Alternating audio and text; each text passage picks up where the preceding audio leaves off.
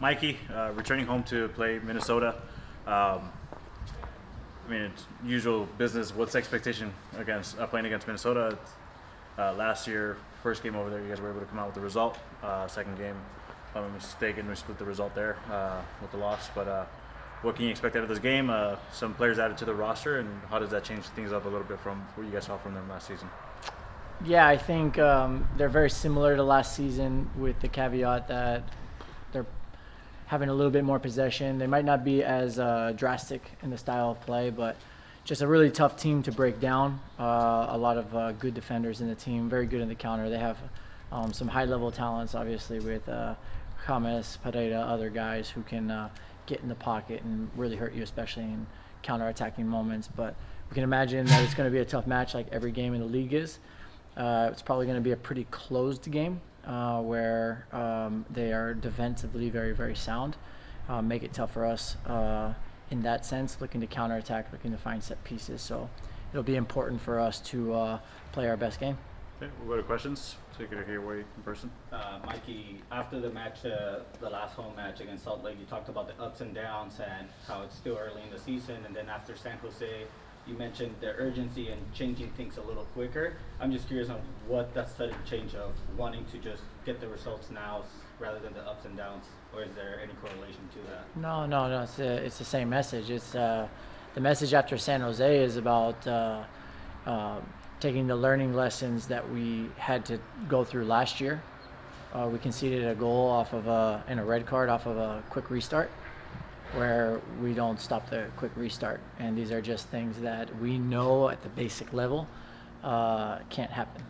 And that's what I meant about the quick learnings and having to have a sense of urgency to not take so much time to learn. I never said anything about the result, actually. It's purely about our performance and about making sure that we're all on the same page and we're getting back to doing the basic things really well. And then you also mentioned how some veteran players aren't playing to the standard that you're requesting. How do you have those conversations with those players? Are those individual conversations, or is it just an overall message during training? Yeah, both.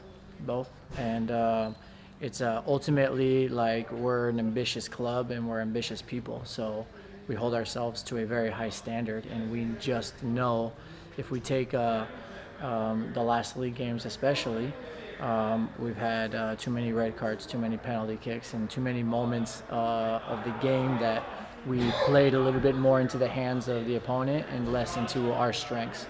And the message is it's always good, like at this level when you have those performances and then the results follow that performance. It always gives you a sense of urgency. That's the level that we live at every single day. But we have the guys and the staff that we're not afraid to look in the mirror, and we're not afraid to hold ourselves or each other accountable, because we really believe in each other and we believe in our style of play and we believe in our training environment. And when you start off with honest accountability and reflection, that's how you take the steps forward. And this is a long season. This is a process. And what I think I know about the group 100% is that this is a group that's very resilient. So I'm not afraid to give critical feedback when the critical feedback, and I'm also not afraid to receive critical feedback, because ultimately we know our resilience, which is our capacity and our potential for future adaptation, is at a high level. We know we can predictably be better in the future because we have the character to look in the mirror and be honest with ourselves when things are good and when things are not so good. And then we have the ability to get to work and do the things we need to do to make the improvements that we want to make. Mikey, the team has picked up a couple red cards the past couple matches. What has been your message to your team in order to fix this recurring problem? Yeah, we need to travel together better, and we need to control the rhythm of the game better, because what's happening is we're ending in a little bit of isolated circumstances that create potential for these things to happen. At the same time, I wholeheartedly believe that we've taken some pretty tough calls this year also, and calls that I don't agree with, including the red card and penalty kick that completely changes the last game. But there's no use in sitting there and wallowing in excuses when we know that we also put ourselves in a position for the referee to have to make a call. So we just focus on ourselves and making sure that we have a little bit more discipline in terms of making sure we're compact, we're together, and that we have more people around the ball when we go into interventions. Can you just share a word on coming back home to play from far off?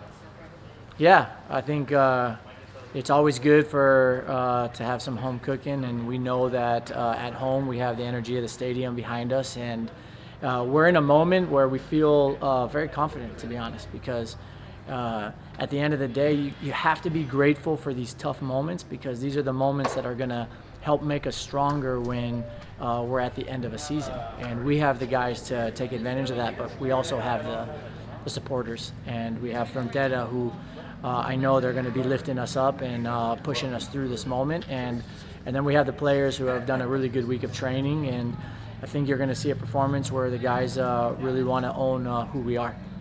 Mikey, después de una visita complicada a San José, regresa a casa para enfrentar a un rival también complicado como Minnesota, con algunas figuras también. ¿Cómo mejorar el ritmo del equipo? Quizás, ¿qué aspectos mejorar para poder llevarse una victoria en casa? Ya, bueno, primero y principal, las tarjetas rojas y los penales cambian mucho el partido.